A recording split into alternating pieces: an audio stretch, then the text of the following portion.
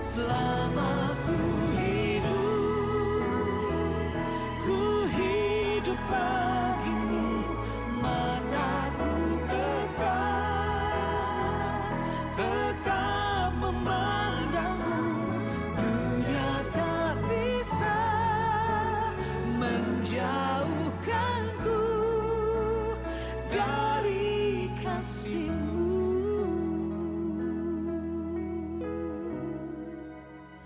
Dunia tak bisa menjauhkanku dari kasih-Mu.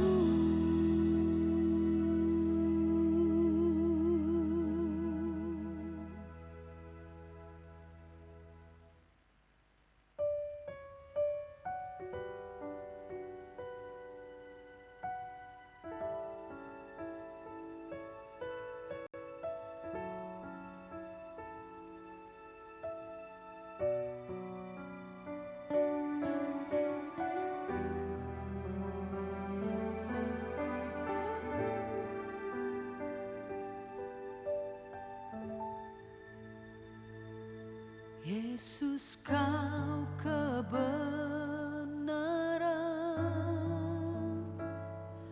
yang menyelamatkanku.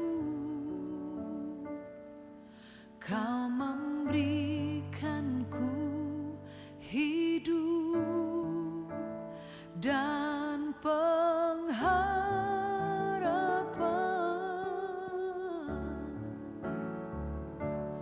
Ku ikut kehendak-Mu, ku perlu anugerah-Mu. Ku nyatakan janjiku kepadamu.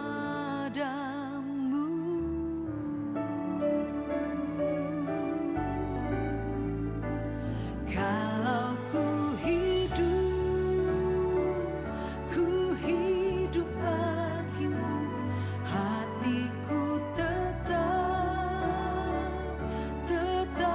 menyembah-Mu.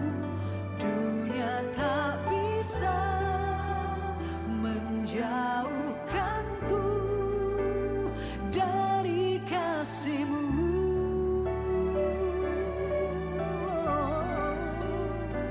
Selama ku hidup bagimu, mataku tetap memandangmu. Dunia tak bisa menjauhkanku dari kasih-Mu.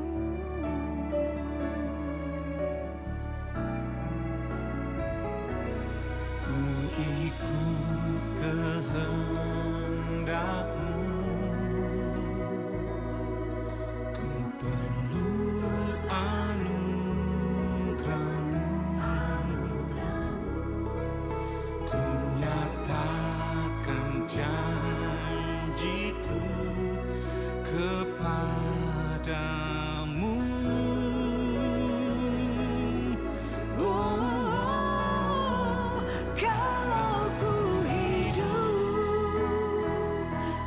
Hidup bagimu, hatiku tetap menyembah-Mu. Dunia tak bisa menjauhkanku dari kasih-Mu.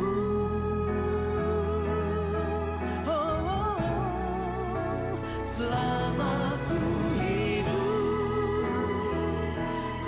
hidup bagimu, mataku tetap memandangmu. Dunia tak bisa menjauhkanku dari kasih-Mu.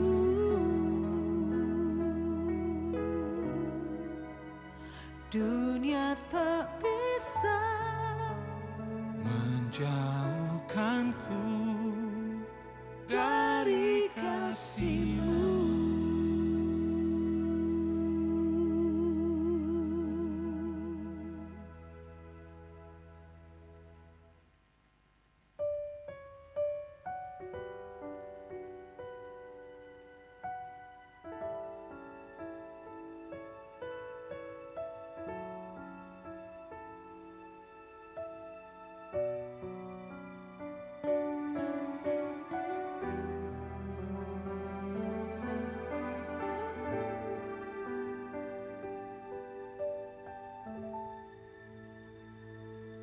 Yesus, Kau kebenaran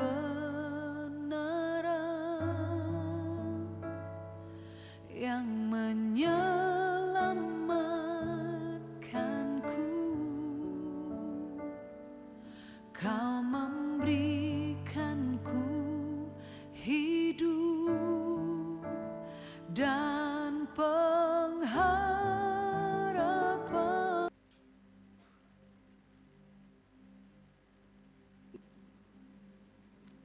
Jadi saudara-saudara, oleh darah Yesus kita sekarang penuh keberanian dapat masuk ke dalam tempat kudus. Karena Ia telah membuka jalan yang baru dan yang hidup bagi kita melalui tabir, yaitu dirinya sendiri. Karena itu marilah kita menghadap Allah dengan hati yang tulus ikhlas dan dengan keyakinan iman yang teguh. Oleh karena kasih, hati kita telah dibersihkan dari hati nurani yang jahat dan tubuh kita telah dibasuh dengan air yang murni. Kiranya ibadah kita dengan pertolongan oleh Allah Bapa, Tuhan kita Yesus Kristus, dan anugerah Roh Kudus. Amin. Silakan duduk kembali.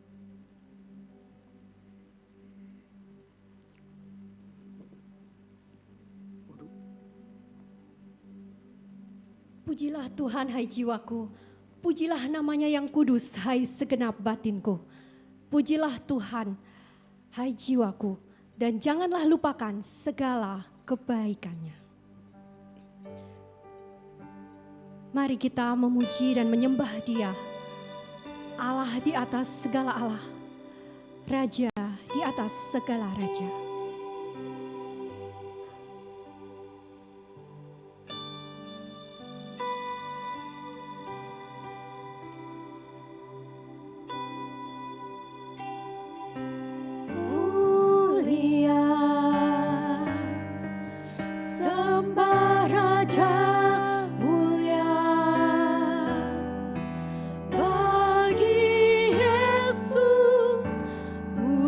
Hormat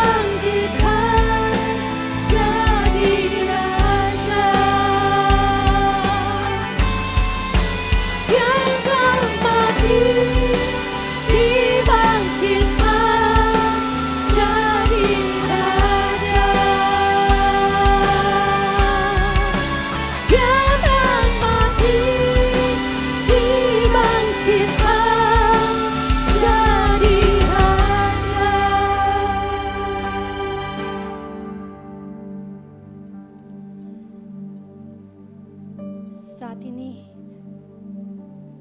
biarlah kita memberitahukan segala dosa dan kesalahan kita kepada Tuhan tanpa menyembunyikannya.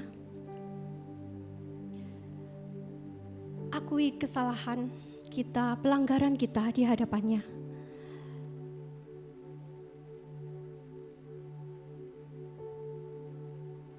Biarlah Dia menilik hati kita saat ini.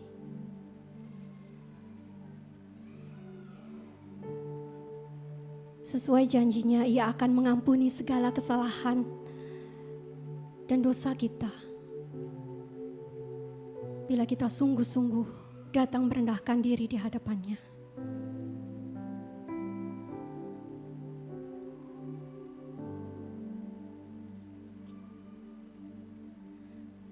Tuhan,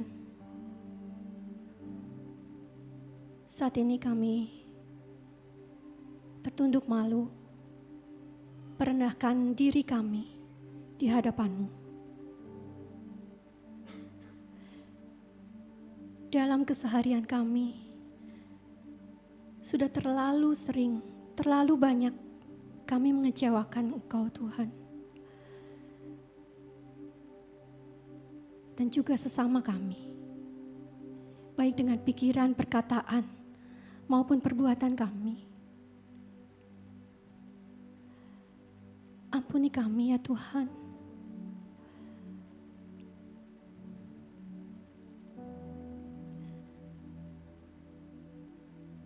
Bersyukur karena Engkau menerima kami apa adanya.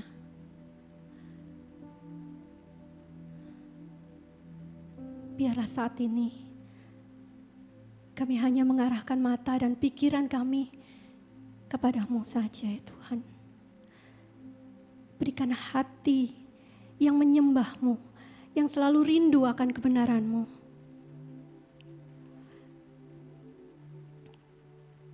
Terimalah ibadah kami pagi ini. Dan biarlah hanya nama-Mu saja ya Tuhan, yang ditinggikan dan dimuliakan melalui kami, melalui ibadah kami. Terpujilah nama-Mu Bapa. Di dalam nama Tuhan Yesus, kami naikkan doa ini. Amin.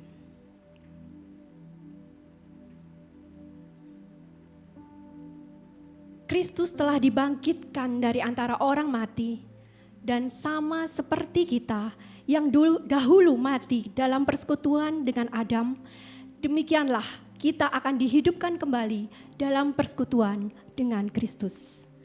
Untuk meresponi berita anugerah dan petunjuk hidup baru ini, mari jemaat kita bersama-sama bangkit berdiri. Kita akan menyatakan pengakuan iman Nicea Konstantinopel yang berbunyi demikian.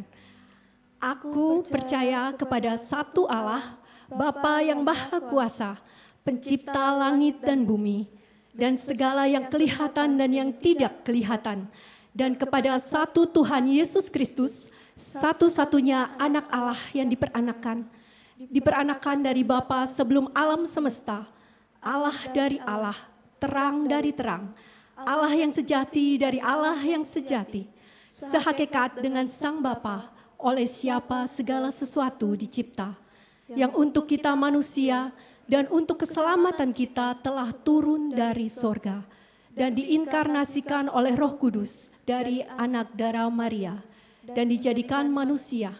Ia telah disalibkan juga bagi kita di bawah pemerintahan Pontius Pilatus. Ia menderita dan dikuburkan, dan pada hari ketiga ia bangkit kembali sesuai dengan kitab suci dan naik ke sorga dan duduk di sebelah kanan Bapa. Dan ia akan datang kembali dengan kemuliaan untuk menghakimi orang yang hidup dan yang mati, yang kerajaannya takkan berakhir.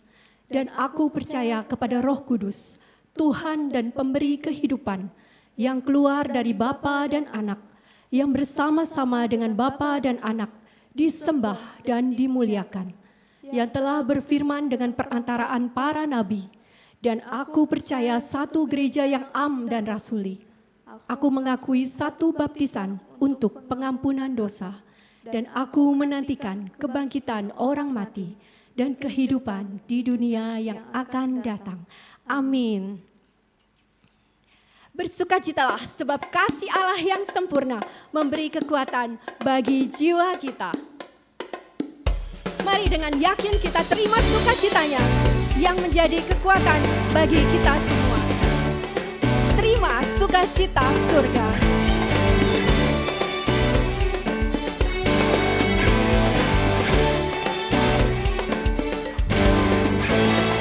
Terima sukacita surga, itulah kekuatan bagi jiwa. Ku dapat rasakan kasih-Nya di tengah badai yang bergelora. Terima sukacita surga, itulah kekuatan bagi jiwa. Ku dapat saksikan kuasa-Nya, taklukkan badai yang bergelora. Haleluya, Kau ada dalam hatiku, takkan patah semangatku, takkan hilang kekuatanku. Haleluya, haleluya, ku mau bersorak bagimu, sukacita surga nyata penuhiku.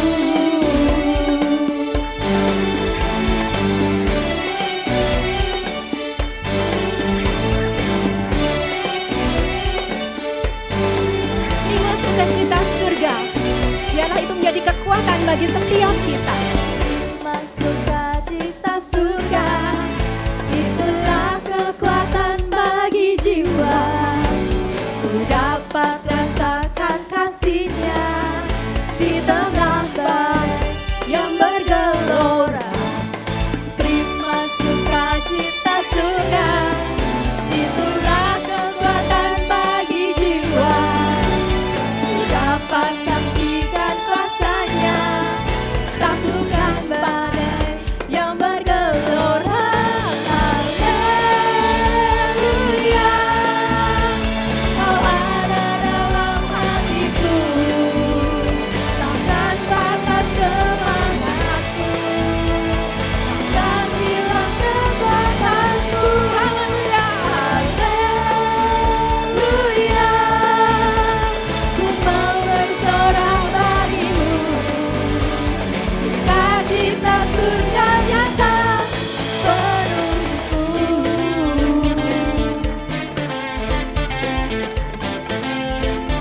Mari Bapak, Ibu, Saudara bisa berjabat tangan satu dengan yang lain, bagikan sukacita surga yang sudah Bapak Ibu terima pagi ini.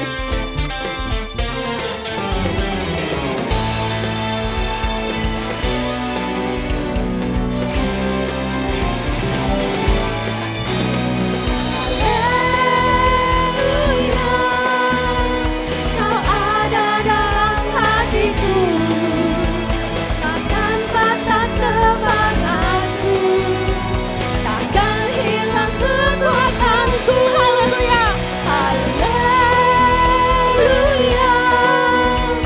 ku mau bersorak bagimu, sukacita surga nyata penuhiku.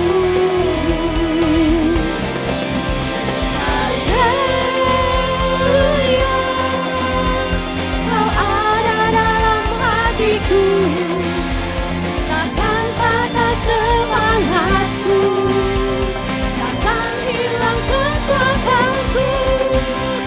Haleluya, ku mau bersorak bagimu, sukacita surga nyata penuhiku. Sukacita surga nyata penuhiku. Surga nyata, sukacita surga nyata, sukacita surga, sukacita surga nyata penuhiku.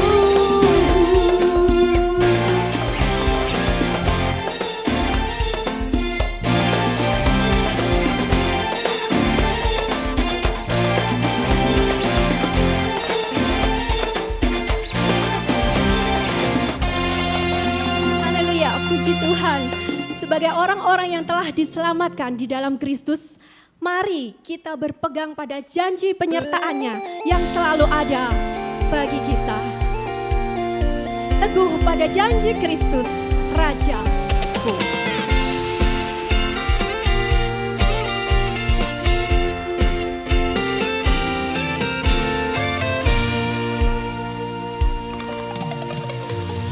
Teguh pada janji Kristus, Rajaku. Pujian baginya kekal selamanya. Kemuliaan di tempat maha tinggi. Berpegang pada janji Allah. Teguh pada janji yang takkan gagal. Kalau badai takut timbang menerjang, dengan kuasa firman-Nya ku kan menang. Berpegang pada janji Allah. Teguh, teguh, berpegang pada janji juru selamatku. Teguh, teguh, berpegang pada janji Allah.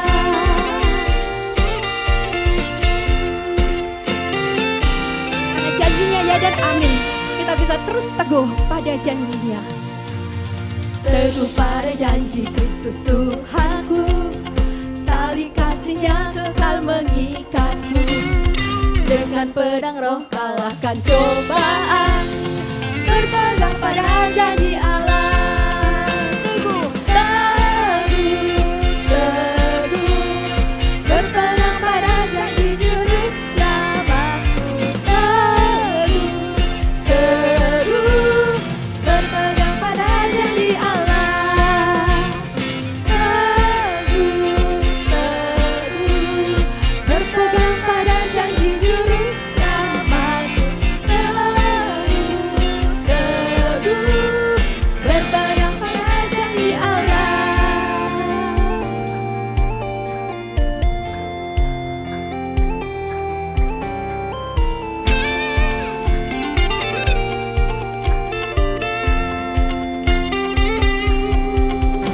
I stand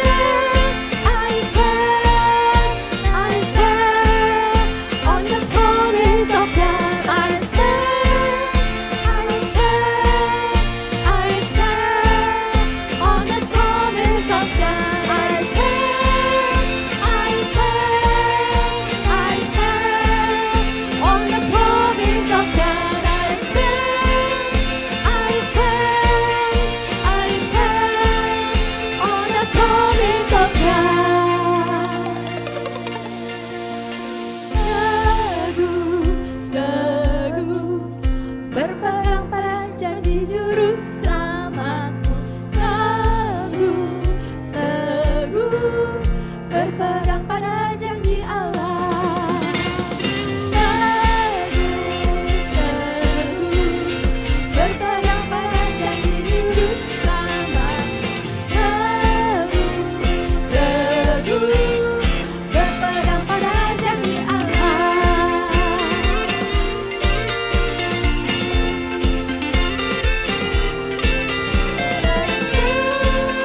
I stand on the promise of God. I stand on the promise of God.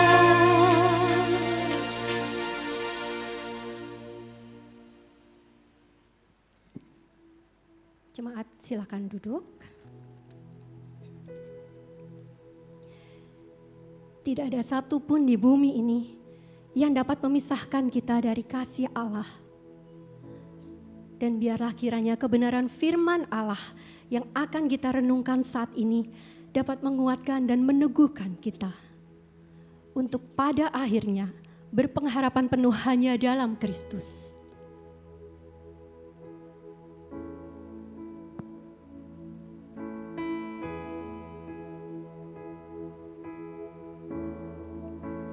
Kalau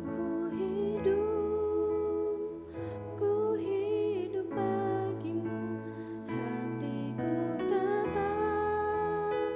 tetap menyembahmu. Dunia tak bisa menjauh.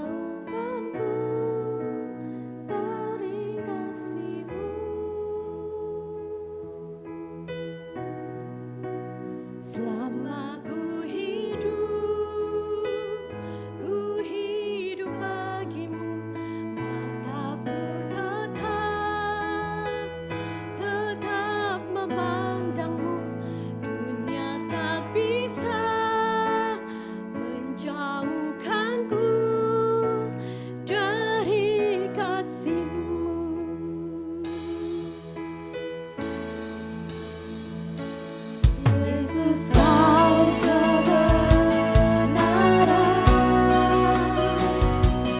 yang menyelamatkanku. Kau memberikanku hidup dan pengharapan.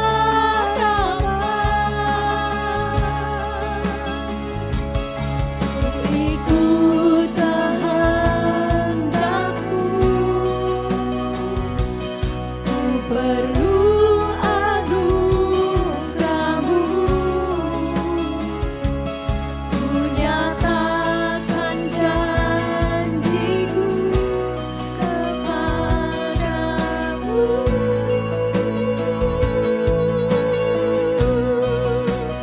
Kalau ku hidup bagimu, hatiku tetap menyembahmu. Dunia tak bisa menjauhkanku dari kasih-Mu.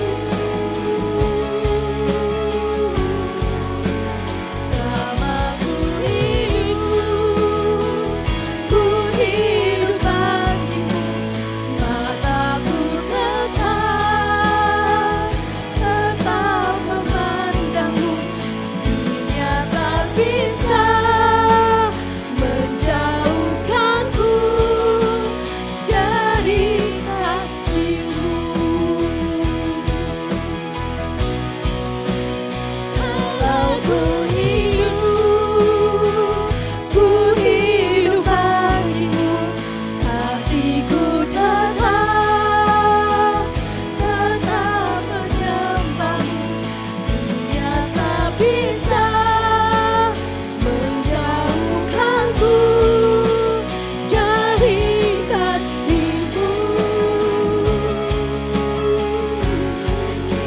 Selama ku hidup bagimu, mataku tetap memandangmu. Dunia tak bisa menjauhkanku dari kasih-Mu.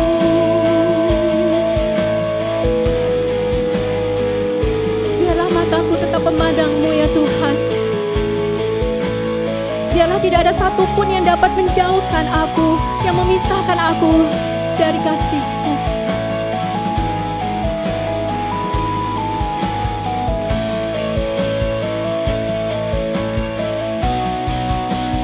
Kalau ku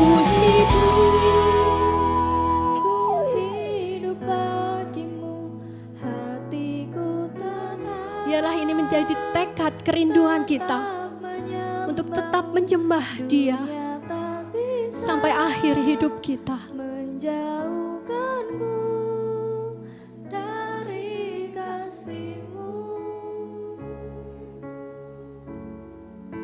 Selama ku hidup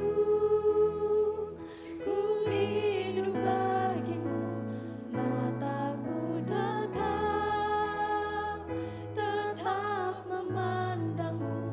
Dunia tak bisa menjauhkanku dari kasih-Mu. Dunia tak bisa menjauhkanku dari kasih-Mu.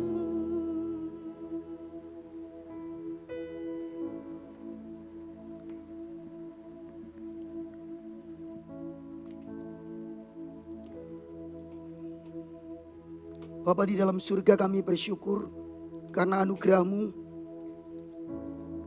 Kami dapat beribadah bersama-sama memuji dan memuliakan Engkau. Terima kasih untuk pengorbanan-Mu di kayu salib yang melayakkan kami untuk beribadah. Kiranya ibadah pagi hari ini sungguh-sungguh berkenan di hati-Mu dan memuliakan Engkau. Tuhan, kami bersyukur dan seperti pujian ini biarlah mata kami terus memandang Engkau. hati kami terus terarah kepada Engkau. Kami tahu Tuhan, semua itu perlu Engkau. Engkaulah persandaran kami untuk mengarahkan hati dan mata kami melihat Engkau dan bukan dunia ini. Terima kasih Bapa. Sementara kami juga akan mendengarkan kebenaran firman Allah. Biarlah kami semua diberkati. Kami semua dapat mengerti kebenaran-Mu Tuhan. Roh Kudus topang kami dan berbicaralah di tengah kami dengan sebebas-bebasnya. Hamba-Mu yang terbatas ini Tuhan mampukan untuk menjelaskan kebenaran firman Allah sejelas-jelasnya bagi umat-Mu. Sehingga Injil Yesus Kristus diberitakan di tempat ini. Dan nama Tuhan yang dipermuliakan. Namun juga topang kami. Bukan untuk mendengar firman Allah. Tetapi itu mengubah kami dan membuat kami, memampukan kami melakukan kebenaran-Mu. Terima kasih Bapa. Kami memberikan waktu kami di depan. Hati dan pikiran kami. Untuk firman Tuhan. Di dalam Kristus kami berdoa. Amin, amin, amin. Shalom Bapak Ibu Saudara yang dikasihi Tuhan. Shalom. Ya, Bapak Ibu, perkenalkan nama saya Lukas Widianto. Bapak Ibu Saudara yang dikasihi Tuhan, dan ini ibadah kedua yang pagi ini saya bertugas di tempat ini. Ya, selama 1 bulan ini kita sudah belajar tentang berdoa, doa dan keluarga atau berdoa untuk keluarga. Yang saya ingin tanyakan, apakah kita sudah berdoa untuk keluarga kita? Yang sudah bisa ngomong sudah? Wah, ya puji Tuhan. Apakah sungguh-sungguh sudah? Nah, gitu ya. Tetapi saya percaya semua melakukannya. Berdoa bersama suami istri, bersama anak-anak. Mungkin ada yang punya family altar begitu, semacam persekutuan doa keluarga. Ya, saya berharap 1 bulan ini tema berdoa untuk keluarga atau doa dan keluarga jangan sampai hanya kita dengar. Tetapi kita lakukan, dan saudara, menarik sekali karena saya juga mengikuti. Sekalipun saya pendeta, saya mengikuti serius. Karena saya pikir ini hal yang penting. Iya. Yang pertanyaan yang kedua, apakah Bapak Ibu, apa yang kita doakan di dalam mendoakan keluarga kita? 1 bulan ini kita sudah 3 minggu lah ya. Dan ini minggu yang terakhir, 3 minggu ini kita telah belajar pokok-pokok doa aja. Apa aja? Ketika kita berdoa untuk keluarga kita, untuk anak-anak kita, untuk suami istri kita. Dan tentu saja beberapa minggu ini kita sudah diperlengkapi dengan berdoa untuk penggenapan janji Allah. Berdoa untuk perlindungan ilahi. Ya, kemudian yang terakhir kemarin penghiburan dan kekuatan. Nah, kali ini kita akan belajar berdoa untuk keluarga dan kerajaan Allah. Mari kita sama-sama membaca bagian firman Tuhan yang terambil dalam Matius 19 ayat 13 sampai dengan ayat yang ke-15. Saya senang kalau Bapak Ibu membaca bersama-sama dengan saya dengan bersuara, dan kemudian kita karena itu akan memudahkan kita untuk mengerti alur dari firman Allah. Ya, kita baca bersama-sama. Yesus memberkati anak-anak dalam hitungan ketiga, 1, 2, 3. Lalu orang membawa anak-anak kecil kepada Yesus supaya ia meletakkan tangannya atas mereka dan mendoakan mereka. Akan tetapi murid-muridnya memarahi orang-orang itu. Tetapi Yesus berkata, biarkanlah anak-anak itu, janganlah menghalang-halangi mereka datang kepadaku. Sebab orang-orang yang seperti itulah yang empunya kerajaan surga. Lalu ia meletakkan tangannya atas mereka dan kemudian ia berangkat dari situ. Bapak Ibu saudara yang dikasihi Tuhan, teksnya cukup pendek, 3 ayat. Saya akan membagi menjadi 2 bagian. Walaupun pendek, tetapi kita akan melihat konteks di pasal yang ke-18 dan juga pasal yang ke-20. Kita akan lihat beberapa bagian di sana. Jadi saya akan membagi menjadi 2 bagian renungan firman Tuhan hari ini. Yang pertama, apa yang diajarkan teks ini berkaitan atau berhubungan dengan mendoakan anak-anak kita. Iya, kalau belum punya anak, nah salah satu mungkin Bapak Ibu doa untuk keluarga kita lah. Tetapi di sini konteksnya memang untuk anak-anak. Yang kedua, apa yang diajarkan teks ini berkaitan dengan doa apa atau pokok-pokok doa apa yang seharusnya kita doakan untuk anak-anak kita, untuk keluarga kita. 2 hal ini kita akan bahas bersama-sama. Saya masuk yang pertama Bapak Ibu. Apa yang diajarkan teks ini berkaitan dengan mendoakan anak-anak kita. Kenapa kita mesti mendoakan anak-anak kita? Saya kira saya akan memulai dengan bagian ini saja. Bapak Ibu, menurut saya ketika kita merenungkan bagian ini, kita akan segera tahu bahwa mendoakan anak-anak, ya, mendoakan anak-anak adalah tanggung jawab orang tua yang menyadari bahwa anak-anak itu adalah anugerah Allah, anugerah Tuhan. Bapak Ibu percaya bahwa anak itu anugerah Tuhan, amin? Iya, seharusnya anak adalah anugerah Tuhan. Bapak Ibu saudara yang dikasih Tuhan, kalau kita membaca konteksnya, Bapak Ibu perhatikanlah ayat yang ke-13. Lalu orang membawa anak-anak kecil kepada Yesus.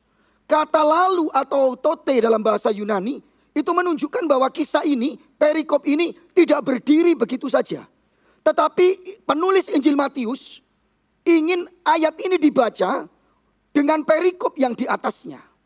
Dengan perikop di pasal 9 ayat 1 sampai dengan ayat yang ke-12. Maka kalau kita memperhatikan itu jelas ada hubungannya. Kata lalu itu paling sering muncul di dalam Injil Matius. Lalu begitu. Tote dalam bahasa Yunaninya. Itu menghubungkan paling tidak ada 3 hal. Yang pertama Bapak Ibu, itu menghubungkan teks hari ini dengan perikop yang di atas. Itu secara logis, itu menceritakan hubungan yang logis. Karena di ayat 1 sampai 12, Tuhan Yesus membicarakan tentang perkawinan. Iya, Bapak Ibu bisa membaca LAI memberikan judul perceraian. Tidak boleh bercerai. Tetapi sebetulnya ayat ini kan membicarakan soal perkawinan. Jadi logis saja setelah perkawinan, membicarakan perkawinan, lalu ayat 13 sampai dengan ayat yang ke-15 membicarakan cerita selanjutnya tentang anak-anak.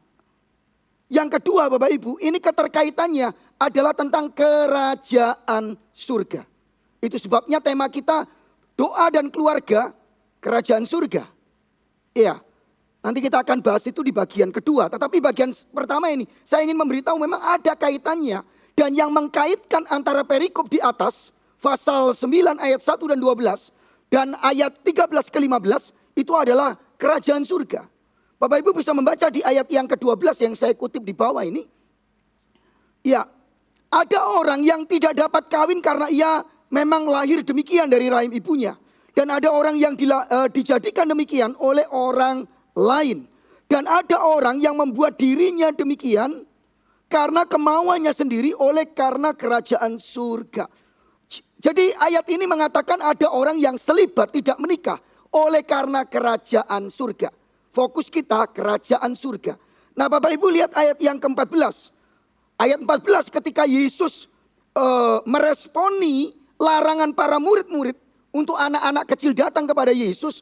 Maka Yesus berkata biarkanlah anak-anak itu jangan menghalang-halangi mereka. Sebab menghalang-halangi mereka datang kepadaku. Sebab orang-orang yang seperti itulah. Orang-orang yang seperti itulah yang empunya kerajaan surga. Jadi ada kaitannya dan yang mengkaitkan antara perikop di atas dan perikop berikutnya bukan hanya kaitan logis di atas perkawinan kemudian di bawah ini tentang anak-anak. Tetapi juga ada tema kerajaan surga. Nah saya ingin menambahkan yang ketiga. Kata lalu di sana untuk membandingkan Bapak Ibu bahwa ada orang-orang yang tidak menikah. Ayat ini menggarisbawahi ada orang yang tidak menikah atau selibat. Ya. Oh ada orang yang tidak kawin karena ia memang lahir demikian. Ini menarik karena ada 3 golongan. Golongan yang pertama adalah orang yang tidak menikah karena ia memang lahir demikian dari rahim ibunya. Jadi dia nggak menikah karena memang dia, ya maaf ya Bapak Ibu, mungkin ada dari lahir begitu. Ini yang pertama. Yang kedua, ada orang yang dijadikan demikian oleh orang lain. Rupanya pada masa abad pertama itu masih ada orang-orang yang maaf mungkin aja dikebiri atau tidak, tetapi tidak menikah untuk dilakukan oleh orang lain. Sehingga orang ini, ya kita biasanya kalau di kerajaan itu disebut kasim, tidak menikah dia. Karena orang lain. Tetapi ada golongan yang ketiga yang tidak menikah atau selibat karena kemauannya sendiri karena kerajaan surga. Saya tidak berkhotbah tentang selibat ya Bapak Ibu. Saya juga menikah. Tetapi saya ingin memberitahu kalau orang nggak menikah, nggak punya anak. Dan ini membuat kita sebetulnya kan memperhatikan bagian ini. Ada penekanan di sana bahwa anak-anak yang kita miliki, anak-anak yang ada pada kita adalah anugerah pemberian Tuhan. Bapak Ibu setuju? Amin. Amin. Ya. Saudara, enggak usah jauh-jauh. Saya 24 tahun menikah dan saya enggak dikaruniai putra atau putri. Saya sudah 24 tahun. Saya enggak punya anak. Satu pun. Ya, saya lihat wajah saudara kok sedih. Saya enggak sedih Bapak Ibu. Saya suka cita saja. Iya. Anak adalah anugerah Tuhan. Amin. Tetapi bukan segala-galanya gitu. Saudara, tapi enggak enak enggak punya anak itu. Saya menikah dengan istri saya 24 tahun. Dan tahun-tahun pertama setelah pernikahan mesti enggak menyenangkan. Orang tua mesti tanya. Ya bersyukur karena saya ini kelihatannya mertua saya takut sama saya. Enggak pernah tanya. Kok enggak punya anak? Tahun pertama, tahun kedua, tahun ketiga enggak pernah tanya. Serius. Sampai hari ini saya enggak pernah ditanyai papa mertua saya, kamu kenapa enggak punya anak gitu enggak. Yang susah istri saya karena papi mami saya mesti tanya. Met, kamu kok enggak hamil-hamil gitu. Dan tanyaannya kenapa sama istri saya enggak sama saya gitu loh. Enggak enak kan Bapak Ibu. Yang lebih enggak enak lagi kalau Bapak Ibu memberi kesaksian seperti saya ini. Karena kalau saya saksi di gereja, saudara, satu kali saya saksi di gereja dan saya mengatakan bahwa sumber sukacita anak itu anugerah. Anak itu berkat Allah. Setuju ya, amin ya. Nah, tetapi saudara enggak semua kita diberi kepercayaan untuk memilikinya. Saya salah satunya, saudara, saya tahu hati mereka baik, tapi kadang-kadang itu enggak ngenakkan. Setelah pulang kebaktian yang diberkati Tuhan, saya diundang gembalanya untuk berdiri di depan, kemudian semua berjabat tangan. Salah satu diakennya, saudara, datang ke saya, semua akan antri. Tapi ada satu diaken, saya baru tahu diaken setelah ibadah itu selesai. Kemudian dia menyalami saya kaget karena di tangannya itu kayak ada amplop gitu, ada kertas agak tebal, saudara. Wah, saya pikir ini PK dari gereja ini. Atau saudara dia, tapi PK-nya udah dikasih saya. Sehingga loh ini kok ngasih berkat. Terus saya ngomong terima kasih gitu. Waktu saya mau ngomong terima kasih. Karena dalam pikiran saya dia memberi berkat atau apa. Saya kurang tahu sih. Tapi pasti biasanya begitu kan kalau di gereja. Wah, ada yang tergerak kepada pendetanya kemudian ngasih berkat. Saya beberapa kali mengalami begitu. Nah waktu saya terima begini. Dia maju ke depan kemudian dia bisikin saya. Pendeta Lukas. Saya ngomong baru dia sudah ngomong Pendeta Lukas. Itu rahasia kesuburan gitu. Saudara-saudara, saya dikasih obat kesuburan Bapak Ibu. Dipikir saya pertanian ya. Saudara-saudara, bidang saya adalah gereja bukan pertanian. Bapak Ibu tentu saja saya tidak tersinggung. Saya ngomong terima kasih Pak. Bapak Ibu tetapi itu kan gak mengenakkan gitu. Saudara masih belum seberapa. Saya pernah juga bersaksi begitu. Ada pendetanya yang, tapi saya tahulah semua itu karena mereka mengasihi saya. Sayang mereka tidak mengerti bagaimana begitu. Saudara, kadang ada pendeta tua, namanya aja pendeta tua. Selesai saya berkhotbah, jangan pulang dulu Pendeta Lukas. Nah masih ada banyak jemaat. Lalu saya disuruh ditanya kenapa enggak punya tadi kesaksiannya. Aduh saya tergerak mendoakan. Lalu saya duduk, oh ya saya didoakan. Lalu dia berdiri, saya duduk dengan istri saya, kami ditumpangi tangan. Tapi doanya itu yang enggak mengenakkan saudara. Karena doanya itu adalah begini. Bapa dalam surga kami mengusir roh-roh mandul saudara. Wih.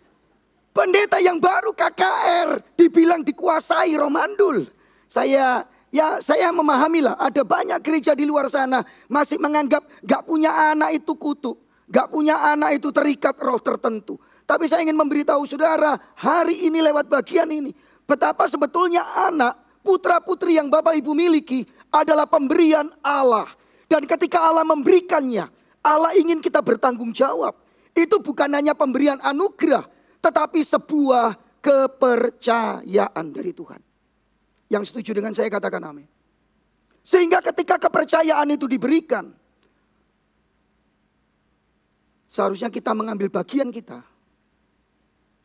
Tanggung jawab kita. Mendoakan anak-anak kita. Beruntung sekali anak-anak itu yang ada di dalam Alkitab. Yang orang tuanya membawa mereka kepada Yesus untuk ditumpang tangan dan untuk didoakan. Dalam teks-teks lain, kisah yang sama, maksud saya Injil sinoptik kan begitu. Markus, Lukas, kisah ini hanya di Injil Matius. Yang ada kalimat, saudara, supaya Yesus meletakkan tangannya dan mendoakan mereka. Saya puji Tuhan 28 tahun jadi pendeta Bapak Ibu. Dan oleh anugerah Tuhan sekalipun gak punya anak, saya punya anak-anak rohani. Hari ini ada 3 orang yang sekolah teologi yang kami sekolahkan untuk menjadi hamba Tuhan. Tinggal bersama saya di rumah saya ya. Tidur bareng saya, makan bareng saya. Beda tempat tidur ya tapi Bapak Ibu ya. Mereka punya sendiri. Tapi mereka bersama-sama dengan saya. Bapak Ibu, tugas kita.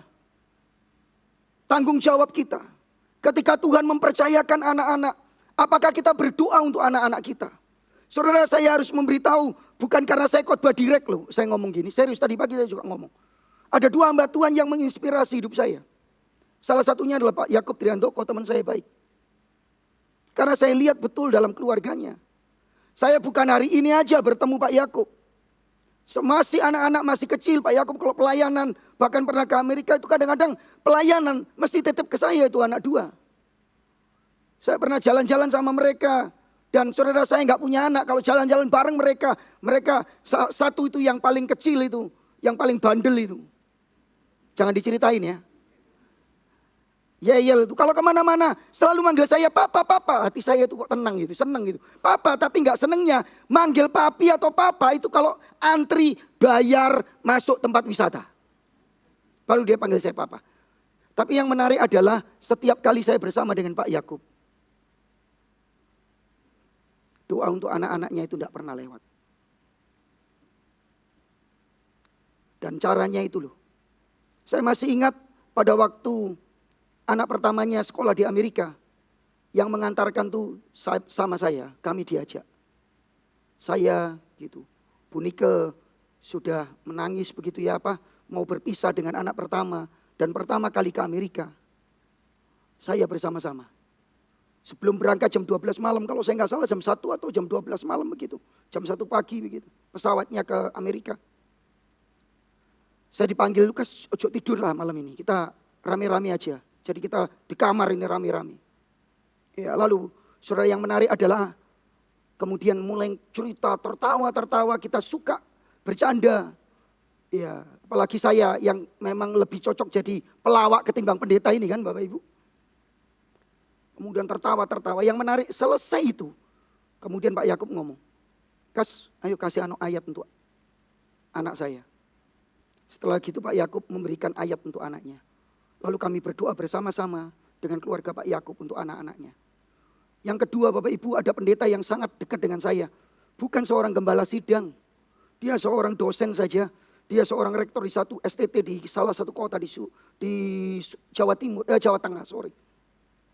Dan saya akrab juga, saya dekat. Saya sering diundang untuk menyampaikan sesuatu di mahasiswa, ibadah, ya untuk anak-anak muda dan sebagainya.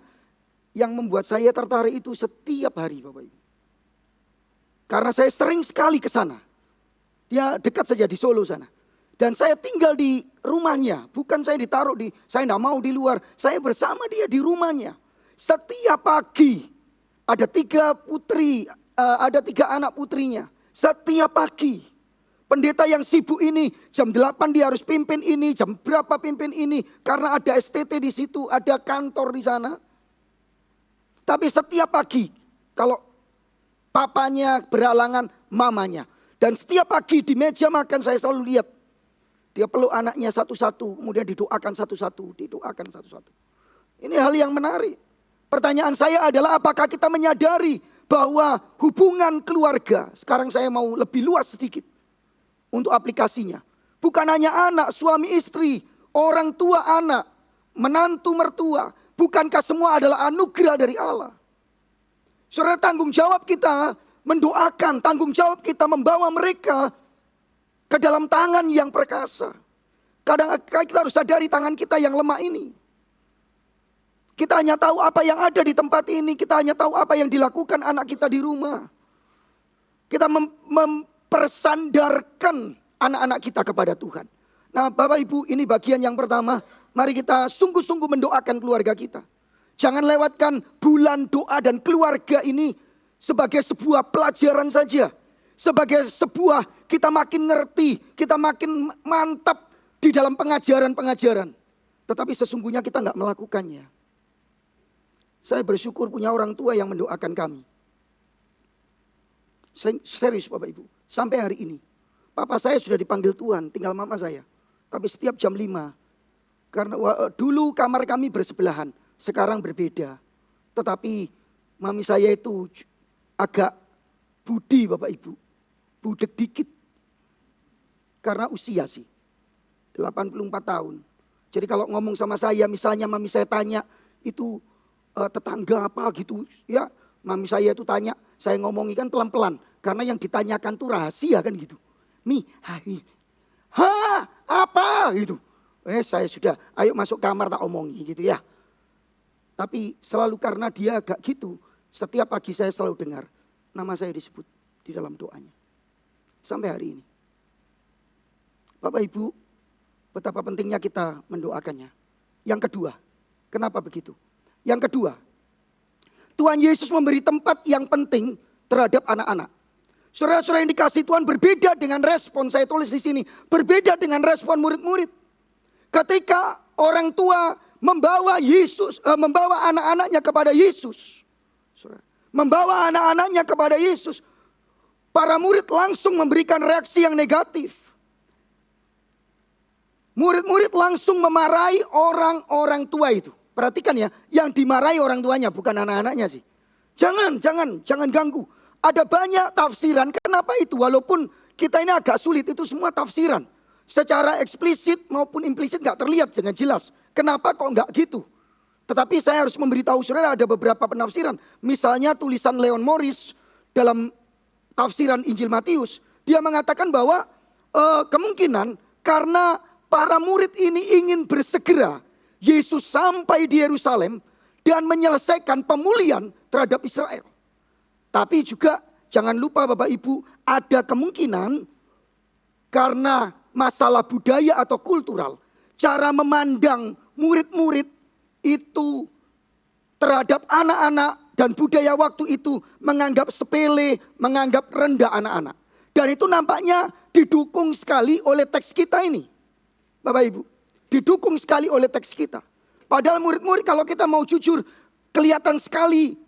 Kalau saya mau ngomong agak keras untuk menghalanginya. Kata memarahi dalam bahasa Yunani epitimau, itu juga dipakai ketika Yesus menghadapi angin ribut. Yesus menghadapi, kemudian juga dipakai dalam pengertian untuk melarang dengan keras. Di pasal 12 ayat 16 atau pasal 16 ayat 22 menegur dengan keras. Tapi berbeda dengan Yesus. Bapak Ibu bisa perhatikan betapa pentingnya anak-anak buat Yesus. Saudara, ada 3 saya tuliskan di sana. Paling tidak yang pertama respon Yesus. Jawaban Yesus, lihat ayat 14. Tetapi Yesus berkata, biarkanlah anak-anak itu. Jangan menghalang-halangi mereka. Yang dimarahi orang tua, tetapi yang Yesus fokuskan anak-anak itu. Biarkan anak-anak itu datang kepadaku. Nah Bapak Ibu, yang paling penting anak-anak ini bertemu dengan Kristus, menerima doa dari Tuhan Yesus, tumpang tangannya dan doanya. Bapak Ibu saudara yang dikasihi Tuhan, yang berikutnya kalau kita membaca di pasal yang ke-18, ayat yang kedua, 3 dan 4, kita mundur sedikit. Yesus itu memanggil seorang anak kecil. Saya bacakan aja. Maka Yesus memanggil seorang anak kecil dan menempatkan di tengah-tengah mereka. Di tengah-tengah para murid-muridnya. Lalu berkata, aku berkata kepadamu, sesungguhnya jika kamu tidak bertobat dan menjadi seperti anak kecil ini. Bukan hanya di Matius 18. Di Matius pasal yang ke-11. Ayat 16. Walaupun saya nggak catat di sini. Bapak Ibu boleh nanti dibaca di rumah. Ya walaupun saya yakin pendeta ngomong nanti dibaca di rumah. Jemaat tetap tidak membacanya. Gitu ya. Ayat-ayat itu kalau nggak dibaca di sini, nggak akan terbaca. Itu sudah biasa itu. Nah, Bapak Ibu saudara yang dikasih Tuhan, Yesus itu menggunakan perumpamaan anak-anak yang di pasar menyanyi, bergembira untuk menekankan pengajarannya tentang penolakan orang-orang Israel terhadap Yesus dan Yohanes Pembaptis. Cek nanti di Matius pasal yang ke-11 ayat 16. Saya ingin membarisbawahi bahwa bagi Yesus ada tempat penting untuk anak-anak. Hari ini apakah betul kita memandangnya penting dalam hidup kita? Atau kita menganggap ya masih anak-anak, gak perlu terlalu rohani, gak perlu harus didoakan sebagaimana bagaimana. Tetapi bagi Yesus anak-anak itu begitu penting. Bapak Ibu, tidak cukup itu.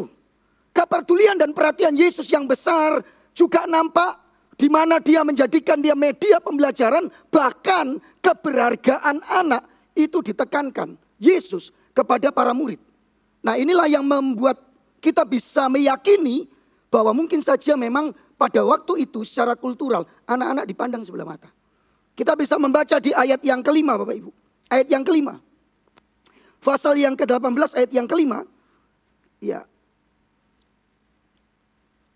Yesus berkata begini, dan barang siapa menyambut seorang anak seperti ini dalam namaku, ia menyambut aku. Iya. Wow, gitu. Tuhan Yesus menempatkan sekali penting anak-anak itu.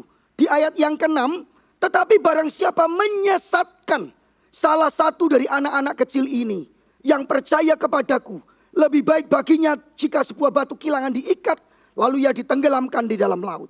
Ya Bapak Ibu, jadi begitu pentingnya, bahkan dia ulangi lagi di ayat yang ke-10. Ingat jangan menganggap rendah seorang dari anak-anak kecil ini. Jelas sekali. Ingatlah kepada murid-muridnya, ingatlah jangan menganggap rendah seorang dari anak-anak kecil ini. Karena aku berkata kepadamu dan seterusnya, silakan. Bapak Ibu saudara yang dikasih Tuhan, pertanyaan yang penting adalah apakah kita mendoakan anak-anak kita. Beruntung bahwa anak-anak ini memiliki orang tua yang membawa anak-anaknya, yang mendoakan anak-anaknya, kalau saya boleh ngomong, yang memohonkan doa dari Yesus saat itu. Dan mereka memang kemudian ayat Alkitab mengatakan Yesus kemudian menumpangkan tangan, mendoakan mereka, memberkati mereka. Dan di teks yang lain Yesus justru memeluk anak-anak ini dan mendoakannya. Apakah kita menganggap anak-anak itu penting? Hari ini Bapak Ibu, nampaknya banyak orang terlalu sibuk. Sampai-sampai kita lupa kebutuhan rohani anak-anak kita. Mendoakan anak-anak kita. Bapak Ibu, hari ini seringkali orang tua menyerahkannya kepada gereja. Guru-guru sekolah minggu, pembina remaja, kaum muda. Tetapi orang tua tidak mengambil bagian untuk mendoakan, mengarahkan anak-anaknya. Tapi mari kita belajar bersama lewat kebenaran firman Allah ini. Kita dipanggil untuk mendoakan anak-anak kita. Kita dipanggil untuk mendoakan bukan saja anak-anak, tapi keluarga kita. Yang kedua, ya cepat sedikit. Yang kedua, bukan hanya apa yang diajarkan tentang mendoakan anak-anak, tetapi kita juga diajar dari teks ini untuk melihat apa yang seharusnya kita doakan. Apa Pak Lukas yang seharusnya kita doakan? Yang pertama saya kira adalah ini. Sekalipun Bapak Ibu, sekalipun secara eksplisit tidak ada petunjuk yang jelas, doa, pokok doa apa saja, tidak secara tertulis lengkap. Ya seperti kalau di gereja atau ada pokok-pokok doa yang kita tuliskan. Tetapi paling tidak kita bisa mempelajari dengan baik. Sejak dari awal saya bicara bahwa teks ini berhubungan dengan kerajaan surga.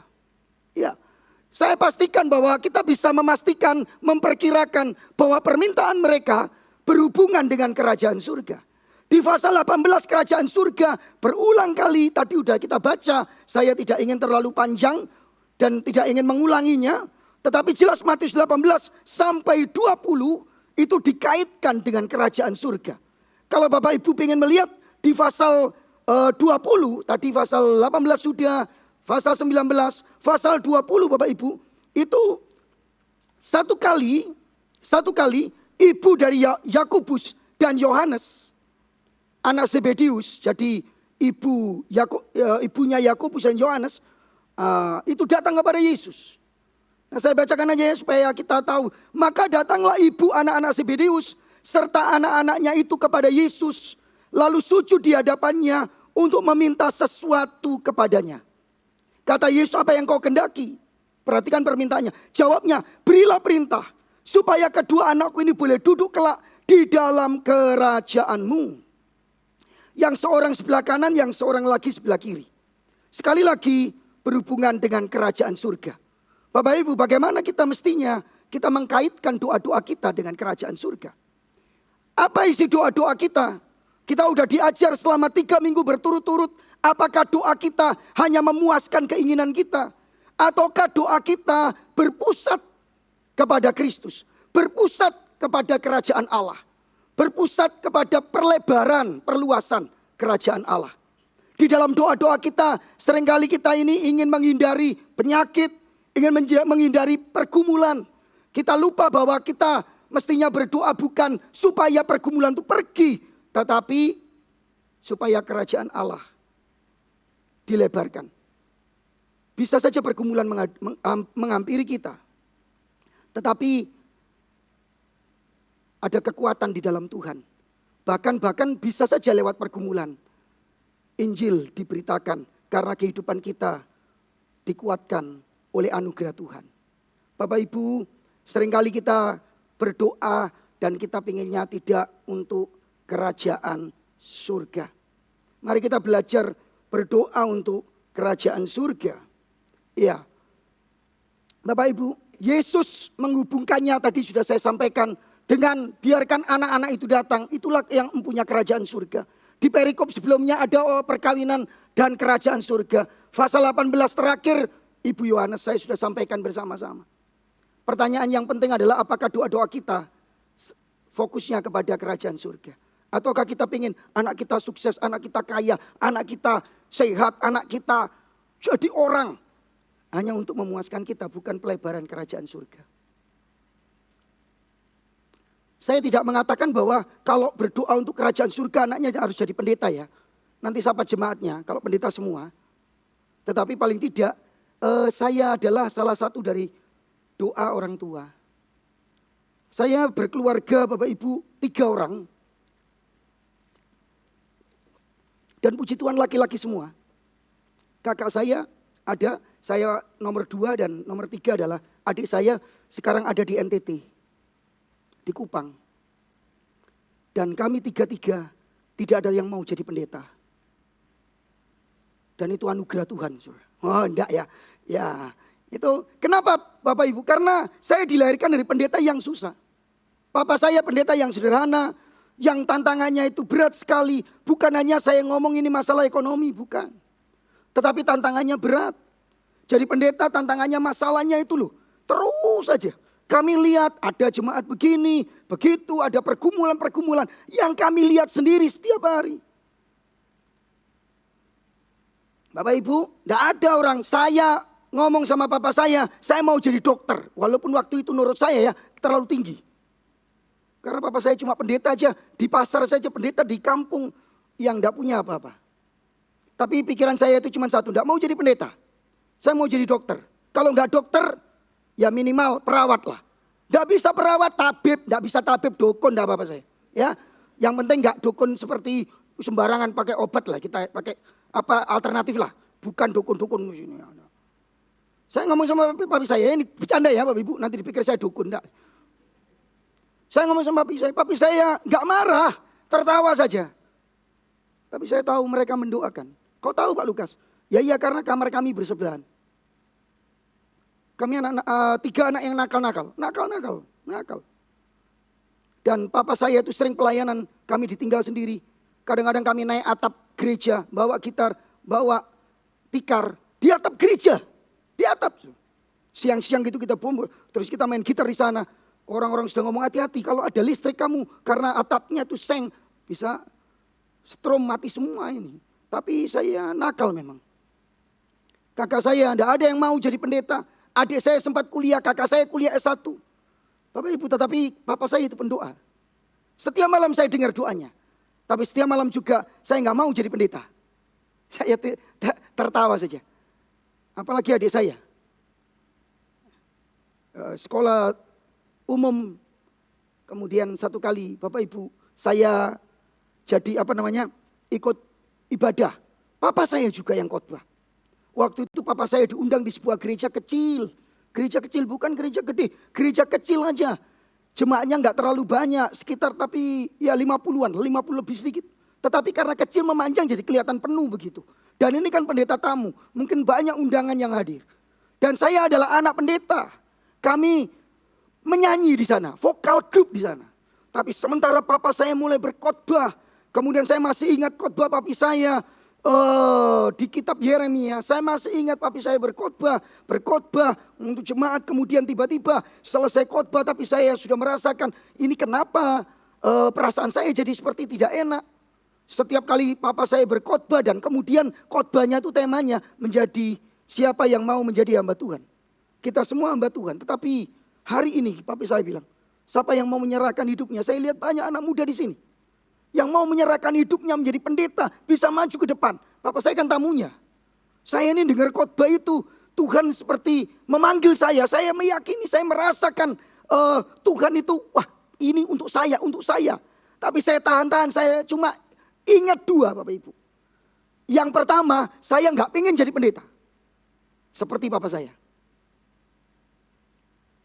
Yang kedua, saya ini anaknya pendetanya. Kalau saya maju, kayak saya salesnya gitu loh Bapak Ibu. Ya, kalau orang Surabaya bilang apa ini? Combenya gitu. Jadi saya bertahan, saudara, saya bertahan. Tapi saya itu hancur hati, saya menangis. Saya merasakan Tuhan memang memanggil saya. Dari khotbah yang sederhana itu, saya ini orangnya. Saya nggak tahan air mata saya. Saya tahan kaki saya nggak mau maju ke depan. Tetapi hari itu, saya nggak bisa menahan. Saya lari dari belakang, lari, saya bukan jalan. Saya lari berlutut di depan. Saya tahu ada doa-doa yang dinaikkan. Lebih tepat saya nggak bisa lari dari Tuhan sih. Tapi melalui doa orang tua saya. Bapak Ibu, apa yang kita doakan untuk keluarga kita? Apakah doa kita hanya untuk memuaskan keinginan kita? Ataukah untuk memperluas kerajaan Allah? Hari ini Bapak Ibu, kakak saya jadi hamba Tuhan di GKI Darmo Satelit. Memang bukan pendeta, tetapi hamba Tuhan full timer di GKI Darmo Satelit.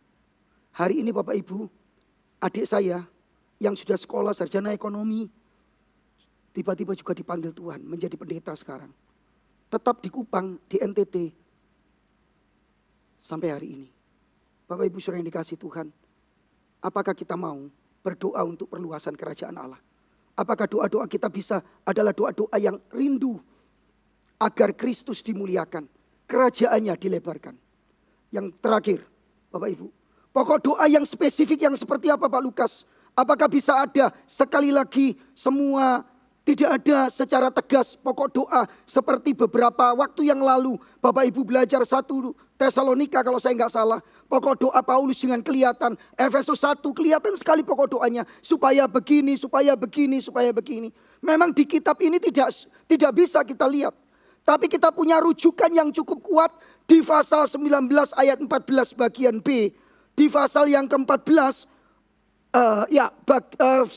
ayat 14 bagian B. Sebab orang-orang yang seperti itulah. Saudara, di ayat yang ke-14 Yesus katakan, sebab orang-orang yang seperti itulah yang empunya kerajaan surga. Yesus tidak mengatakan begini, sebab anak-anak ini loh yang punya kerajaan surga. Bukan. Tetapi Yesus berkata, sebab orang-orang itulah. Sebab orang-orang itulah yang empunya kerajaan surga. Itu artinya apa? Artinya sebetulnya Yesus menegaskan bahwa melalui mereka karakteristik anak-anak inilah. Ya. Mereka yang empunya kerajaan surga memiliki karakteristik seperti anak-anak inilah yang empunya kerajaan surga. Ini bukan hanya saudara ayat 14. Tapi kalau kita membaca di pasal 18 ayat 2 dan 3, 4. Maka ini adalah pengulangan sebetulnya. Yesus sebelum ini juga mengatakan yang sama. Saya bacakan ayat yang ketiga, pasal 18. Aku berkata kepadamu, sesungguhnya jika kamu tidak bertobat dan menjadi seperti anak kecil ini, kamu tidak akan masuk ke dalam kerajaan surga. Bapak Ibu, perhatikan baik-baik, seperti anak kecil ini. Jadi ini nampaknya diulang lagi di pasal 19. Maka masuk akal kalau Yesus berkata, biarkanlah anak-anak itu datang kepadaku. Karena orang-orang inilah, Karena seperti anak-anak inilah yang empunya kerajaan surga. Kalau gitu apa yang bisa kita pelajari? Anak-anak merepresentasi orang-orang yang mempunyai kerajaan surga. Kalau gitu apa yang bisa kita pelajari? Ada dua hal yang perlu kita doakan menurut Matius 18 ayat 3. Yang pertama, Bapak Ibu, karakteristik seperti apa yang mempunyai kerajaan surga? Pertama, Yesus mengaitkan menjadi seperti anak-anak dengan pertobatan. Tentu ayat ini jangan dipandang kita yang harus menjadi seperti anak-anak. Usaha kita, saya kira salah. Karena pertobatan di sini adalah pertobatan yang dikaitkan dengan kerajaan surga. Masuk kerajaan surga. Pertobatan ini adalah karya Allah. Pertobatan ini sepenuhnya bukan karya saya dan saudara. Bukankah kita bertobat, kita diselamatkan semua karena kasih karunia. Kita sebagai orang-orang yang berdosa, dulu kita orang-orang yang berdosa, tidak mampu untuk menyelamatkan diri kita sendiri. Saya boleh mengutip Rasul Paulus berkata, kita dulu mati karena dosa, hidup di dalam dosa. Kita digambarkan seperti orang mati, tidak mungkin meresponi panggilan Allah, tidak mungkin meresponi pilihan Allah. Karena kita mati di dalam karena dosa dan hidup di dalam dosa. Ini menarik sekali. Ada paradoksnya, matinya karena dosa, tapi hidupnya di dalam dosa. Kita terikat dengan dosa. Bagaimana mungkin orang berdosa bisa diselamatkan? Ini ungkapan ini seperti Rasul Petrus ketika mendengar perumpamaan Yesus. Orang kaya sulit masuk ke dalam lubang jarum. Oh sorry. Saudara kok gak ada yang tertawa ya? Keliru ini ya. Tapi ini gak sengaja memang sih. Lebih mudah unta masuk lubang jarum ketimbang orang kaya masuk surga. Ya, tapi tenang untuk yang kaya. Karena maksud Yesus bukan orang kaya saya yang susah. Maka Petrus ngomong dengan jelas ngomong. Guru kalau gitu gak ada satupun orang bisa masuk surga. Dan saya memastikan, memastikan teks itu bukan masalah bagaimana kita masuk surga kemudian harus rendah hati. Karena beberapa orang menafsirkan lubang jarum itu ada pintu kecil. Tapi itu abad ke-15, abad yang ke-5 atau 15 begitu. Baru ada. Ini tulisan sudah abad pertama. Bapak Ibu saudara yang dikasih Tuhan, bahkan ada kemungkinan itu salah beberapa naskah. Mungkin salah teks, salah nulis. Karena Kamilos itu saudara bisa saja salah. Sebetulnya yang dimaksud tambang kapal. Tentu saja gak bisa masuk juga. Nah ini lebih sulit lagi nanti kalau. Tapi yang jelas konteksnya kelihatan. Bukan karena kayanya. Tapi memang mustahil orang diselamatkan. Kemudian ayat selanjutnya Yesus ngomong. Bagi kamu manusia memang mustahil. Tetapi bagi Allah tidak ada yang mustahil. Karena keselamatan kita dikerjakan oleh Allah Tritunggal. Yang percaya katakan amin. Karena Kristus Allah lah yang turun ke dalam dunia untuk menyelamatkan saya dan saudara. Pertobatan ini adalah pertobatan yang berhubungan dengan saudara, pertobatan yang sejati di dalam Kristus untuk menerima keselamatan. Kita harus seperti anak kecil yang menyadari ketidakmampuan kita untuk diselamatkan. Dan hanya oleh anugerahnya Efesus 2:8 bukan jasa kita. Tetapi karena karya Allah, karena kasih karunia Allah. Melalui Kristus Yesus, saya dan saudara diselamatkan. Bapak Ibu kalau gitu apa yang perlu kita doakan ya? Salah satunya adalah ini. Pertobatan yang sejati untuk anak-anak kita. Pertobatan yang sejati untuk keluarga kita. Pertobatan yang sejati untuk orang-orang yang kita kasihi. Yang kedua Bapak Ibu, di ayat yang keempat. Sedangkan barang siapa merendahkan diri dan menjadi sama seperti anak kecil ini, dialah yang terbesar di surga. Yang kedua, Yesus mengaitkan menjadi seperti anak-anak dengan kerendahan hati. Bapak Ibu, kerendahan hatian di sini tidak ada hubungannya dengan kerajaan surga. Karena Yesus dengan jelas, dialah yang terbesar dalam kerajaan surga. Ini posisinya. Bapak Ibu saudara yang dikasih Tuhan, ini menunjukkan posisi siapa yang mau menjadi terbesar. Dia harus menjadi yang terkecil. Kira-kira begitu. Dan pengajaran ini berulang-ulang. Saya menemukan dalam banyak kisah. Yesus menyampaikan mirip-mirip pengajaran ini. Kerendahan hatian. Bahkan sampai Yesus akan ditangkap. Kemudian diadili. Disalibkan. Murid-murid masih juga perlu teguran ini. Bapak Ibu bisa membaca Lukas pasal 22. Sementara Yesus ketakutan. Karena Yesus tahu waktunya sudah dekat. Kalau Injil Yohanes. Bapak Ibu bisa membaca Yohanes pasal yang ke-13. Justru di Lukas 22 ayat 1, murid-murid bertengkar. Siapa yang terbesar? Siapa yang terbesar? Padahal berulang kali. Bapak Ibu, itulah natur manusia yang berdosa ini kan. Siapa yang paling hebat di gereja ini? Siapa yang paling utama? Tapi lewat firman Tuhan ini kita bisa lihat Yesus Kristus mengatakan menjadi seperti anak-anak dikaitkan dengan kerendahan hatian. Dan Yesus memberikan teladan contoh yang paling konkret di Matius pasal yang ke-20 ayat yang ke-26 sampai dengan ayat yang ke-28. Ketika Yesus ngomong soal yang terbesar di surga. Ketika Yesus membicarakan setelah dia menaruh anak-anak dan dia sekali lagi membicarakan tentang kerajaan surga, siapa yang terbesar di sana? Di pasal 20 ayat 26 Yesus menegaskan kembali, Saudara, bahwa apa sih sebetulnya? Ngomong soal yang tertinggi itu diulang lagi di pasal 2 ayat 26 27. Maka Yesus memberikan contoh yang konkret di ayat yang ke-30. Ya, maafkan ayat 28 Bapak Ibu. Yesus berkata, aku berkata kepadamu sesungguhnya pada waktu penciptaan kembali, apabila anak manusia bersemayam di tata kemuliaannya dan mengikuti. Ya, Yesus justru memberitahu sama seperti anak manusia datang bukan untuk dilayani, tetapi justru untuk melayani. Bapak Ibu saudara yang dikasihi Tuhan, ini adalah pokok doa yang harusnya kita doakan yang kedua. Kerendahan hati. Biarlah ini menjadi pokok-pokok doa kita.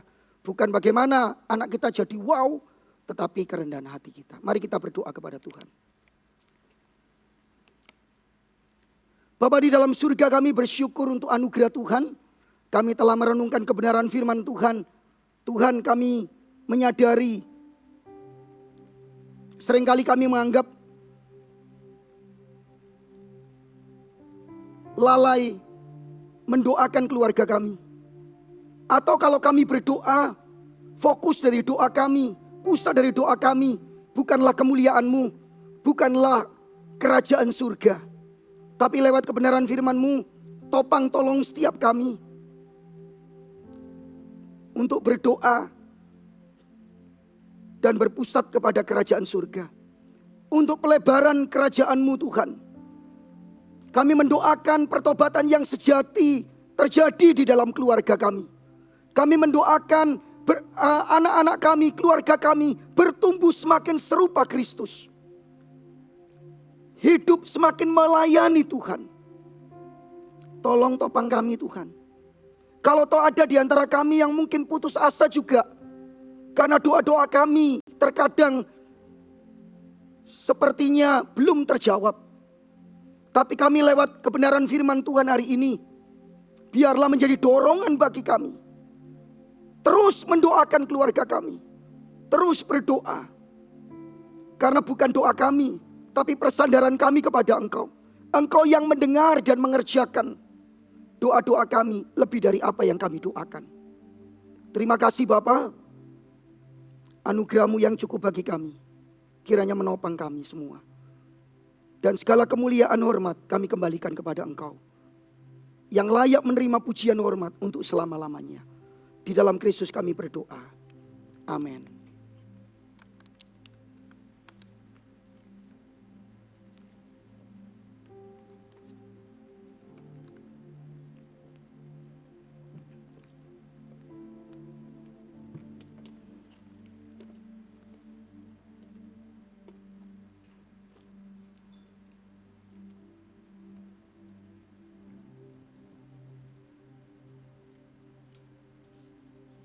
Bapak Ibu Saudara, kini tiba saatnya bagi kita untuk memberi persembahan sebagai ucapan syukur atas karya yang Tuhan sudah berikan kepada setiap kita.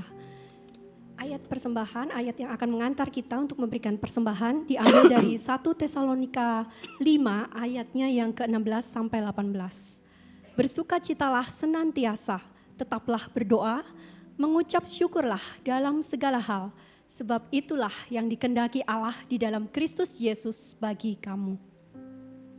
Bapak Ibu dapat memberikan persembahan secara tunai melalui amplop yang telah dibagikan, lalu dimasukkan ke dalam kotak persembahan seusai ibadah. Bapak Ibu juga dapat memberikan persembahan secara non-tunai melalui transfer maupun scan kris ke rekening yang tertera di layar. Sambil mempersiapkan persembahan, mari kita menyaksikan Warta Gereja minggu ini. Shalom, welcome to Reform Exodus Community. This is our church, this is our home.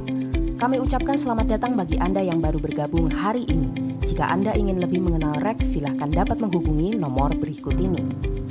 Terima kasih untuk dukungan doa dan dana dari Anda. Saat ini telah lunas biaya untuk pembangunan pagar tembok, lokasi SD, dan mes guru. Mari dukung dalam doa dan dana. Saat ini masih diperlukan beasiswa untuk 5 calon guru yang akan melayani di Sekolah Kristen Exodus Sorong. Bagi Anda yang rindu berpartisipasi dalam proyek ini, silakan dapat menghubungi Ibu Venisa. Jemaat terkasih, pendaftaran kelas pengajaran Mengapa Saya Kristen kembali dibuka. Di kelas ini kita akan bersama-sama belajar dan mendalami dasar iman Kristen, menemukan jawaban atas pertanyaan penting tentang kepercayaan kita, serta bertumbuh dalam komunitas yang saling mendukung. Kelas ini akan diadakan secara on-site di REK Nginden, Darmo, dan Mer. Pendaftaran dibuka hingga 23 Februari 2025. Segera daftarkan dirimu melalui link berikut ini. Kelas pertama akan dimulai pada Minggu 2 Maret 2025 pukul 12.30 di REK lokal masing-masing. REK Indonesia akan mengadakan bakti sosial di 5 lokasi REK di Surabaya, bekerjasama dengan RT RW setempat dan manajemen mall. Dilaksanakan 24 sampai 27 Maret 2025. Perkiraan harga per paket sembako sebesar Rp250.000. Ayo berpartisipasi. Dukungan Anda dapat diberikan dalam bentuk barang sesuai daftar dengan jumlah sesuai kerelaan, uang tunai, masukkan dalam amplop bertuliskan baksos dan masukkan ke kotak persembahan. Bisa juga melalui transfer ke rekening REK Pusat dengan menambahkan kode akhir 1. Ayo bergabung dalam Weekend Beginner Mandarin Class mulai 8 Maret 2025 setiap Sabtu pukul 5 hingga 6 sore di Kopi Rectangle Galaxy Mall 3. Biaya early bird sebesar Rp350.000 hanya hingga 28 Februari dan reguler Rp500.000. Bonus, sertifikat, dan voucher. Jangan lewatkan kesempatan ini. Daftar segera di link berikut ini. Demikianlah informasi untuk minggu ini. Tetap semangat. God bless you. See you next week.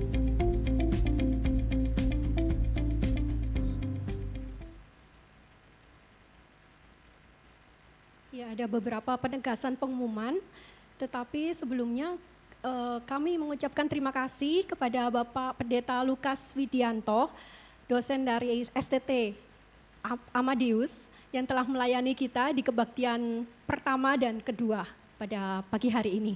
Kiranya Tuhan memberkati pelayanan Pak Lukas, memberkati keluarga Pak Lukas juga. Terima kasih. Dan kalau ada Bapak Ibu mungkin yang baru pertama kali hadir hari ini, boleh mengangkat tangan supaya kami bisa lebih mengenal. Apakah ada? Sudah setia semua. Iya. Oke, kalau begitu saya akan memberikan beberapa penegasan pengumuman. Yang pertama, kartu permohonan doa yang secara fisik bisa diambil di pintu keluar di meja di situ. Bapak Ibu bisa menuliskan permohonan doa Bapak Ibu mungkin tentang diri sendiri atau tentang anak-anak seperti yang tadi dikhotbahkan atau keluarga atau siapa saja boleh diisikan di situ dan nanti bisa diserahkan kepada kami. Dan juga yang secara non fisik, kartu doa secara non fisik bisa diunduh di Bitly ini ya, Port Nginden. Gunakan kesempatan ini sebaik-baiknya ya Bapak Ibu. Dan yang kedua, seperti biasa, baru pertama kali ya, untuk doa bersama. Itu diadakan setiap minggu kedua setelah KU 1, 2, dan 3. Yang bulan Februari sudah dilakukan 2 minggu yang lalu, jadi nanti ini yang bulan Maret, minggu kedua bulan Maret akan diadakan doa bersama. Silakan Bapak Ibu kalau mau ikut langsung saja hadir ya. Kemudian yang ketiga, hari ini diadakan HUT Cube Distopia Digital. Dilayani oleh Evangelis Evi Santoso di ruang remaja lantai 1 di bawah. Nah, ini mungkin Bapak Ibu yang mempunyai anak remaja bisa sedikit lebih bersabar ya, karena mungkin akan agak lama selesainya. Kemudian yang keempat, pendaftaran MSK Angkatan 4 masih dibuka. Ini akan diadakan secara onsite. Kalau yang sebelum-sebelumnya MSK diadakan secara online ya, jadi Bapak Ibu bisa melihat video dan lain sebagainya secara online, tetapi kali ini diadakan onsite supaya tidak ada yang kesulitan yang dalam hal-hal digital seperti itu. Jadi gunakan kesempatan ini karena pendaftaran masih dibuka hari ini terakhir ya. Dan kelas perdana akan dimulai pada tanggal 2 Maret 2025 jam 12:30. Gunakan kesempatan ini, hari terakhir untuk mendaftar MSK Angkatan 4. Dan yang kelima, sabar ya Bapak Ibu, masih ada 3 poin lagi. Yang kelima, bakti sosial rek. Bapak Ibu diberikan kesempatan untuk mengikuti bakti sosial tanggal 24 sampai 27 Maret. Ini diadakan oleh seluruh jemaat lokal rek ya. Jadi dukungan bisa berbentuk barang, mau memberikan misalkan minyak goreng atau tepung atau mie atau segala macamnya boleh. Tetapi bisa juga kalau Bapak Ibu merasa terlalu sibuk bisa dalam bentuk dana 250.000. Nah itu bisa ditransfer ke rek BCA, rek pusat. Nanti panitia yang akan mengatur dalam hal pembelian. Dan kemudian yang keenam, weekend beginner Mandarin class. Nah ini diadakan Mandarin class di Rek Hub ya, itu di Galaxy Mall. Mulai kelas anak-anak, remaja, dewasa. Ya jadi pemula sampai yang sudah mungkin HSK 6 ada enggak ya? Ya boleh itu, semuanya bisa ikut saja ini. Orang dewasa, anak-anak, remaja, dan pemuda. Ya gunakan kesempatan ini untuk belajar Mandarin. Kemudian yang terakhir, donasi buku masih dibuka untuk SD sampai SMP, Kristen Exodus di Sorong masih dibuka. Yang ditekankan adalah buku harus dalam kondisi baik. Boleh buku bekas tidak apa-apa, tapi kondisinya masih cukup baik, tidak tercoret-coret dan sampul utuh serta halaman lengkap.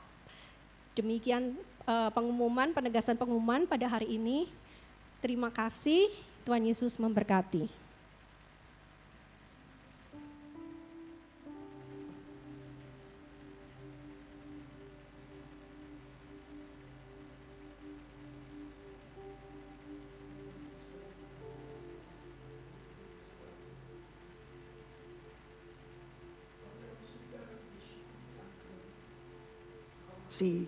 Memberi kami kesempatan, memberi kami kehormatan untuk kami mengambil bagian dalam memberikan persembahan bagi perluasan kerajaan-Mu.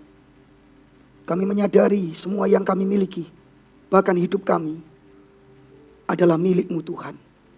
Terima kasih, topang kami untuk belajar memberi bagi kemuliaan-Mu. Kami berdoa, Tuhan bersyafaat untuk bangsa dan negara kami. Kami berdoa untuk kestabilan ekonomi yang hari-hari ini juga mengalami pergumulan. Kami mohon Tuhan Kau bercampur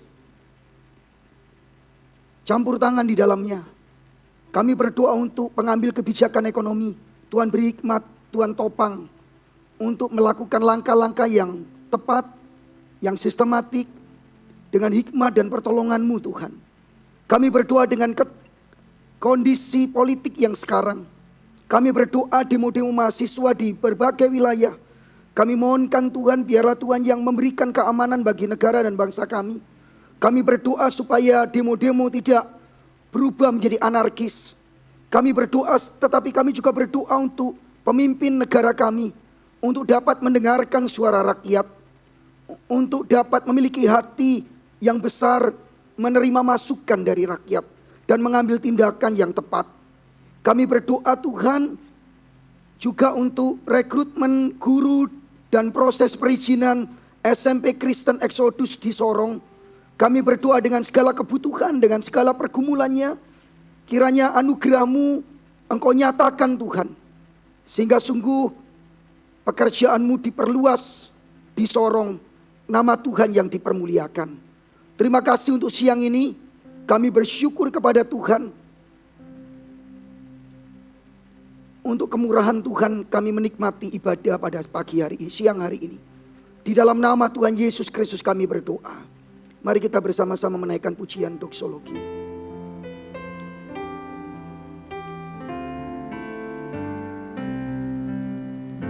Puji Allah Bapa Putra, puji Allah Roh Kudus, ketiganya yang esa. Oh selamat sumber berkah. Bapak Ibu Saudara yang dikasihi Tuhan, setelah kita mendengarkan kebenaran firman Allah, pulanglah dengan sejahtera dan jadilah saksi Kristus, di mana Tuhan menempatkan kita oleh anugerah-Nya. Sekarang angkatlah hati dan terimalah berkat Tuhan. Allah Bapa memberkati engkau dan melindungi engkau. Tuhan kita Yesus Kristus Sang Putra menyinari engkau dengan wajah-Nya dan memberi engkau kasih karunia. Kiranya Allah Roh Kudus menghadapkan wajah-Nya kepadamu dan memberi engkau damai sejahtera. Terimalah berkat Allah Tritunggal ini dengan segala berkat yang kita butuhkan dari sekarang sampai selama-lamanya. Di dalam Kristus Yesus kita berdoa. Amin.